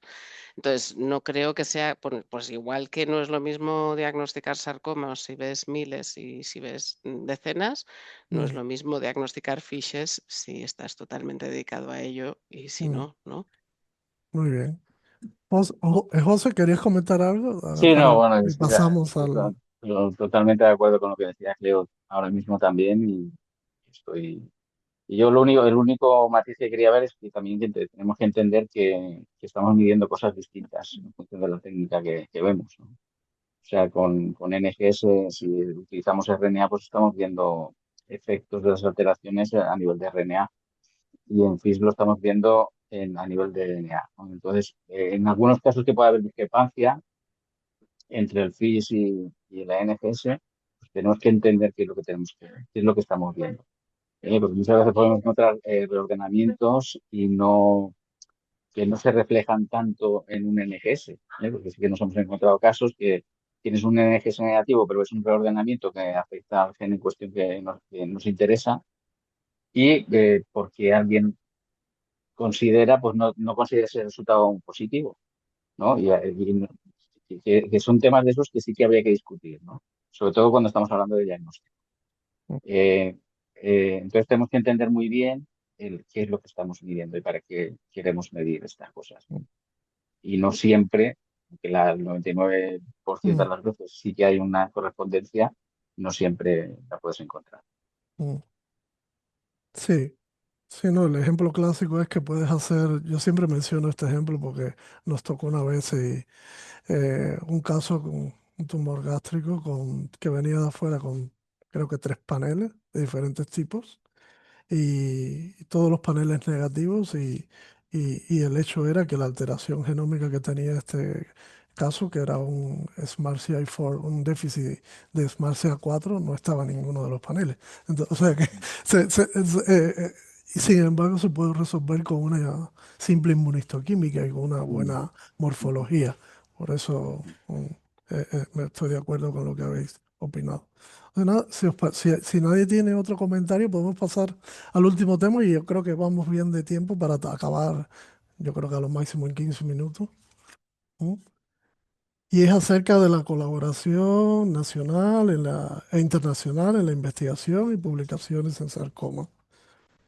Entonces, una breve introducción que queríamos hacer en este tema, que la verdad que estamos bastante contentos porque cada día se hacen más consensos, se hacen más reuniones multidisciplinares y creo que el GEIS es un ejemplo clásico de integración de todos los médicos que participan en la atención del paciente con sarcoma, pero nos llama la atención que a pesar de hacerse muchos consensos, yo recuerdo que el año pasado estaba en una masterclass con Judy Bové en Atenas y sorprendentemente un oncólogo, no me acuerdo de dónde, empieza a hablar de indicaciones de NGS, etcétera, etcétera, de consensos y Judy Bové y yo nos mirábamos unos a los otros y nos transmitíamos con las miradas lo que pensábamos. Entonces, me alegra mucho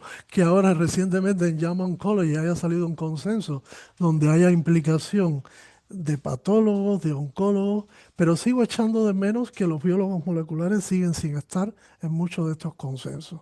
Entonces, creo que es un problema que debemos abordar de una manera, por así decirlo, por intentar decirlo, más justa, equitativa, debido a que la participación de los biólogos en el diagnóstico de los tumores y en este caso de los sarcomas es muy importante.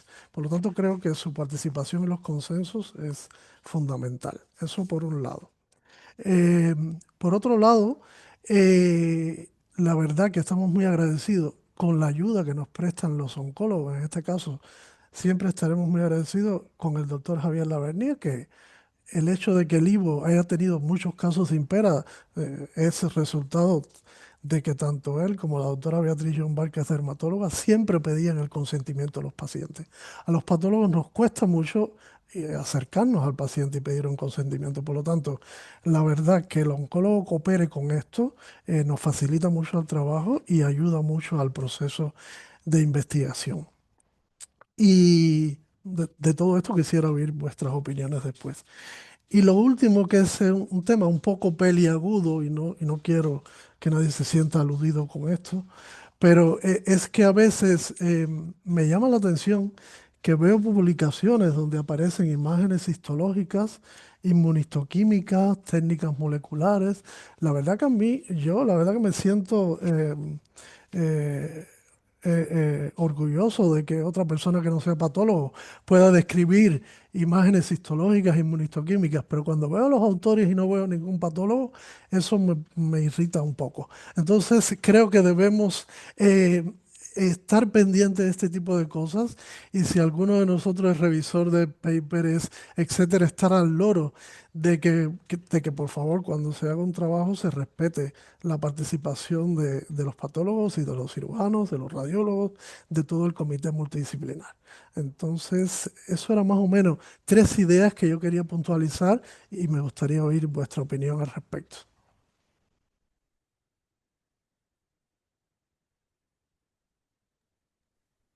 Bueno, si Hola. quieres, sí.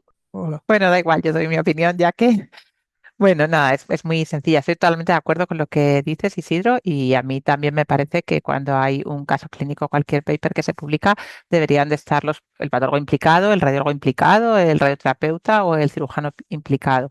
Em, y yo creo que esto al final es una cuestión de comunicación, pero sí que también me parece que exige, o sea, no sé, pero igual es la impresión de formación de mi especialidad, pero que parece que se le ocurre al oncólogo publicar y creo que no, que a veces tiene que ser el patólogo el que diga, mira, este caso que me supuso mucha dificultad o llegar al diagnóstico ha sido muy difícil, vamos a publicarlo.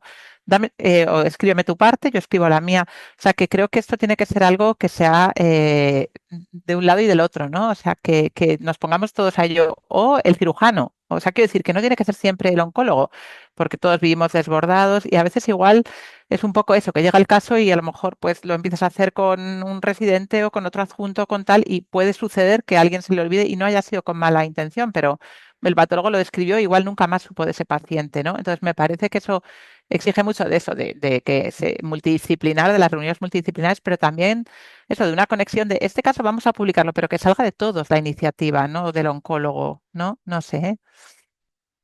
Una opinión. Sí, totalmente de acuerdo. Mm. Claudia. Sí, no, yo coincido que, a ver, si se trata de un caso clínico o lo que sea y estás poniendo imágenes histológicas, lo mismo que si estás poniendo la resonancia, pues tiene que salir el radiólogo que te habrá ayudado a seleccionar cuál es la mejor, dónde se ve esto mejor, ¿no? O lo que sea. Otra cosa que yo creo que también coge un poco esto son los ensayos clínicos, que yo creo que también iba un poco por ahí el tema. Entonces, en los ensayos clínicos, claro, si son de industria, pues ahí somos también un poco mandados, entre comillas, de lo que sea.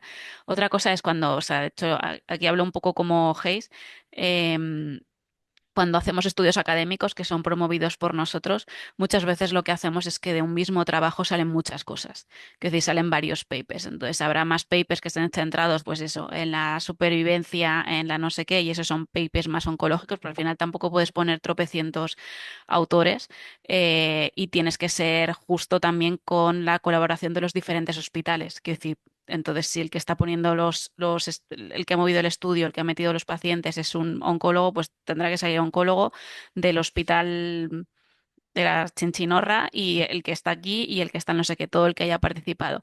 Pero luego normalmente lo que hacemos es que hay papers adicionales que salen centrados en temas o más patológicos o más de respuesta radiológica, cosas así que entonces los autores son diferentes, que es decir, ahí saldrá pues el radiólogo, el patólogo o lo que sea, que intentamos explotar al máximo todos los estudios para que todo el mundo que ha participado de alguna manera o de otra porque vamos, sin el diagnóstico patológico, obviamente, ni el radiológico, o si el cirujano no lo ha operado, no vamos a tener caso, o lo que sea, ¿no? Pues entonces, intentar contestar a diferentes preguntas, pero eso viene a lo mismo que decía Cristina, que es decir, intentamos incorporar cuando generamos los ensayos ya objetivos secundarios o lo que sea que estén centrados en determinadas cosas, pero ahí también tiene que haber, pues, interés de parte de los demás compañeros de proponer eh, qué cosas me pueden interesar a mí como cirujano, como radiólogo, como lo que sea, que podemos mirar aquí.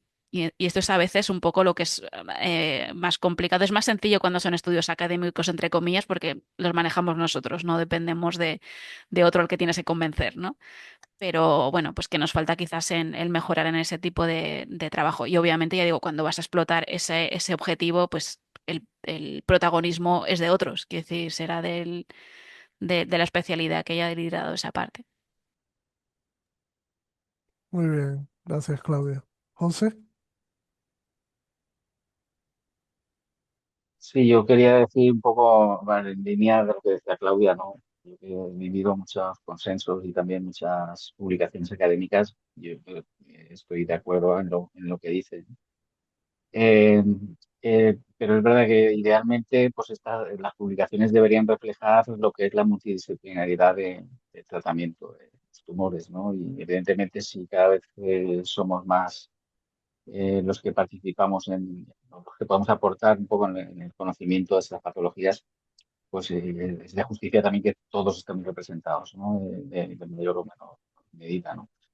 Luego, en el tema de consensos, pues depende un poco también cómo se gestionan, ¿no? Porque es verdad que hay consensos que dependen mucho de las sociedades o vienen marcados incluso por la industria, que son los que ponen, entre comillas, las normas, o quién decide incluso los autores que van en estos consensos, y ahí yo creo que pues deberíamos ser cada uno de nosotros, ¿no? Eh, el que intente velar para que pueda defender, ¿no? Eh, esta multidisciplinaridad, ¿no? en los consensos.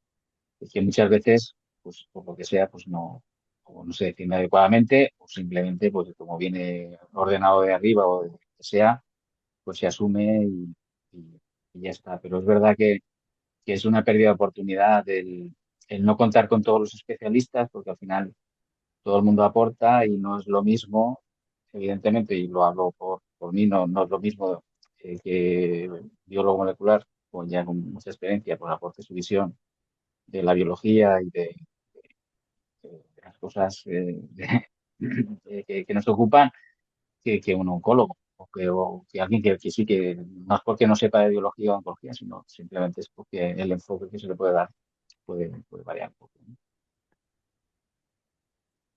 Cleo, gracias, José. Ay, me lío. No, yo solo quería, o sea, totalmente de acuerdo con todo lo que habéis ido diciendo, pero solo quería resaltar que también somos los patólogos los que tenemos que pensar. Bueno, dos puntos. Uno, que nosotros cuando escribimos, que a veces también escribimos, también tenemos que pensar en los otros especialistas, ¿no? Y el biólogo molecular no se nos puede olvidar nunca, siempre y cuando evidentemente hay algo de biología molecular, pero muchas veces pues el radiólogo, el cirujano y el oncólogo también, ¿no? Tienen lugar en papers que no tienen por qué ser solo casos sueltos. Depende del artículo, pero que nosotros también tenemos que aplicárnoslo y el otro comentario bueno, poner un poquito más de peso en lo del consentimiento informado. O sea, es una, o sea, yo he llegado a oír que los patólogos no nos movemos, que los patólogos, pero claro, tenemos la limitación de no tener el paciente, los consentimientos informados. Ahora que lo tienes que pedir para aunque hagas un case report, es un drama. El acceso a dinero de industria es limitadísimo. Entonces nosotros muchas veces tenemos muchas ganas de hacer cosas, pero tenemos unas cuantas barreras más que otras especialidades. No quiero hacer hacerme la víctima, ¿eh? Porque al final encontramos maneras de superarlo. Pero lo del consentimiento informado creo que sí que es algo muy importante. O hay dos soluciones. Una, o nos ayudan nuestros compañeros clínicos, o nosotros tenemos que empezar a ver a los pacientes, que muchos patólogos les va a dar un patatús si les toca. Eh, pero bueno, es una corriente que empieza, o sea, en la FE, por ejemplo, la unidad de sarcomas, donde tiene el despacho uno al lado del otro del cirujano, el oncólogo y tal, hay un despachito al que va la patóloga periódicamente. Y no es un sitio extraño en el mundo, o sea, hay otros sitios en el mundo donde los patólogos, en casos de diagnósticos poco frecuentes o en caso de que el paciente quiera entender su diagnóstico de alguna manera más especial o lo que sea, se le da visita también con el patólogo. Yo no sé si me gusta esa idea o no, ¿eh? Pero nos arreglaría lo del consentimiento informado. No sé cómo lo veis y cómo opináis. Yo sé que a los clínicos os es difícil a veces porque tenéis la visita apretada, porque el paciente además hay que hacerle un acompañamiento emocional, porque ya tenéis otros 200 consentimientos que pedir, pero no sé si queréis comentar algo al respecto. La verdad que a nosotros, bueno, a mí particularmente me costaría mucho estar en una consulta con un paciente. O sea, eh, eh, yo creo que culturalmente los patólogos estamos formados para no tener contacto directo con el paciente, a no ser que tengas que hacerle una PAF, una punción con aguja fina. A ver, es verdad que cuando el proyecto nace de patología, como es el Impera, pudiéramos nosotros, pero yo no sé si realmente sería mucho mejor que el clínico que lo está atendiendo, que el paciente ya está acostumbrado al clínico, que de pronto se encuentre con un patólogo explicándole que la importancia de una revisión centralizada. No sé si eso convencerá más al paciente que el oncólogo que lo está viendo, o el cirujano, o el traumatólogo que lo ha operado, para convencerlo para participar en el estudio o para el consentimiento. Es mi opinión, no sé. Claudia, Sí, tiene. a ver, yo creo que tienes razón, que es difícil. A ver, aquí he tenido sentimientos encontrados porque me he encontrado distintas cosas. Por ejemplo, ahora que hemos estado haciendo un curso de integración multidisciplinar con otros especialistas que no, o sea, que esto que participaban patólogos, participaban farmacéuticas. Y ellas, por ejemplo, normalmente tampoco preparan las quimioterapias y normalmente no tienen contacto con el paciente.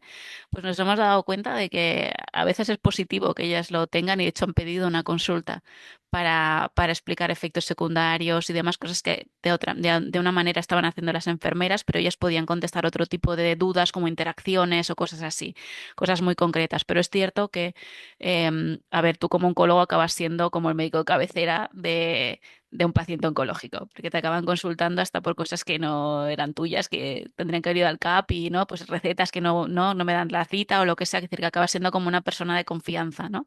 Entonces, aunque hubiera un patólogo que tuviera su consultita y le explicara el consentimiento, creo que sería necesario igualmente que el clínico le explicara un poco por qué vale la pena o qué es lo que le parece, porque va a ser, si no, es que va a venir el paciente de vuelta para preguntarte, oye, me han enseñado esto, ¿qué te parece?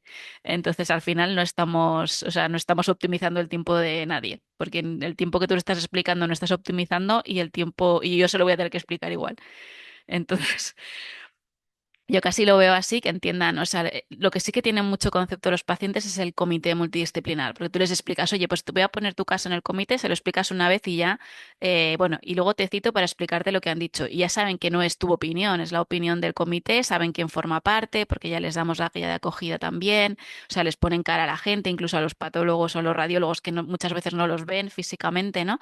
Pero bueno, ya saben que hay un equipo cuidando de ellos, aunque tú seas o el cirujano o el radioterapeuta ¿no? Que somos los que estamos con los pacientes, pongas la cara, como por decirlo, pero esto, pues que es una decisión o es un proyecto en el que el comité ha creído y que por eso nos parece interesante. Luego ya él decide si participa o no, pero creo que tienes razón que bueno, que nos da trabajo, pero es que es parte del trabajo, quiero decir, Mm, ya lo hacemos para ensayos o para otras cosas.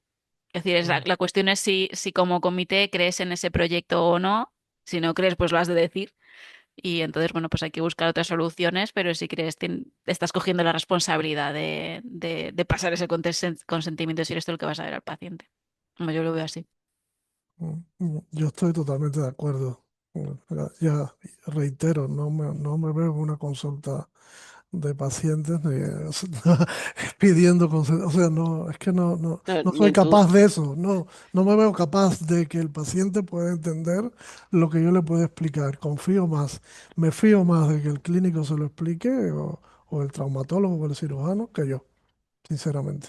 pero Creo que el paciente la mayor tendrá. parte de patólogos serían como tú. O sea, yo creo que es una No situación sé. mayoritaria. Yo lo he dicho porque Mm, sé que existe, pero mm, yo también pienso que lo ideal es que mm, sea el clínico. mm. Bueno, si nadie tiene más comentarios, más preguntas. La verdad que muchísimas gracias por la participación de todos. Yo creo que ha sido una sesión interesante, multidisciplinar, que ya nos hacía falta desde hace tiempo en estas sesiones de Imperas. Y quizás a finales del año que viene o algo de eso pudiéramos hacer otra con otros temas o algo así. Nosotros lo hacemos mensualmente, siempre invitamos ponentes expertos en sarcomas de todo el mundo, o sea que es una sesión meramente internacional. De hecho, la excepción ha sido hoy que se haya hecho en castellano, habitualmente la hacemos en inglés, y la verdad que esto, como bien decía Claudia, nos ha ayudado mucho porque a veces pensamos que estamos haciendo las cosas aparentemente bien y no es así cuando oímos a un japonés hablando, o a un americano, o uno de UK, o uno de Francia, o a uno incluso de China. O sea que este tipo de cuestión de oír lo que opina todo el mundo a nivel internacional y de la manera que lo hace, yo creo que es interesante. Muchísimas gracias a todos los ponentes, a los asistentes y la sesión quedará grabada para que todo el que la quiera ver a posteriori de los que no han participado puedan. Nos vemos en la siguiente y buenas tardes a todos. Gracias. Muchas